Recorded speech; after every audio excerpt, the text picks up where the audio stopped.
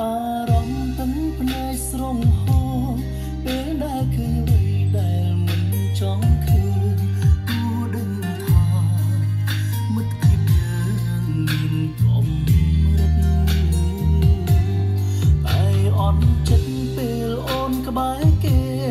ហាមខ្លួនឯងដែរតែនឹងតែគិតខំត្រង់បេះដូងមិនអាចពេញផុតពីស្នេហាស្រឡាញ់គេហើយមែនទេចូលរួមអបអងផងណាញញឹមជូនពរ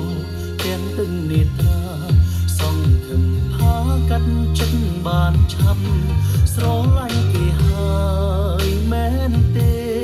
ដឹងទេម្នាក់នេះឈឺចាំទោះបីជាប្រឹងដល់ស្លាប់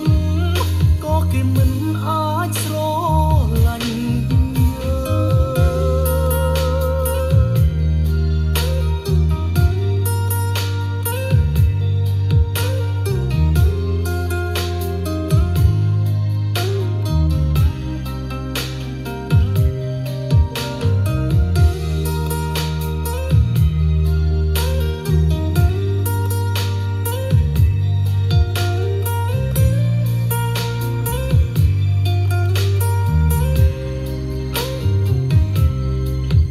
អារម្មណ៍ទាំងភ្នែកស្រងហោពេលដែលឃើញអ្វីដែលមិនចង់ឃើញគួរដឹងថា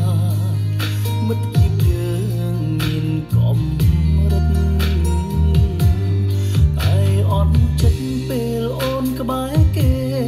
ហាមខ្លួនឯងដែរតែនឹងតែគិតខំត្រង់បេះដូងមិនអាចពេញផុតពីស្នេហាស្រឡាញ់គេហើយមែនទេ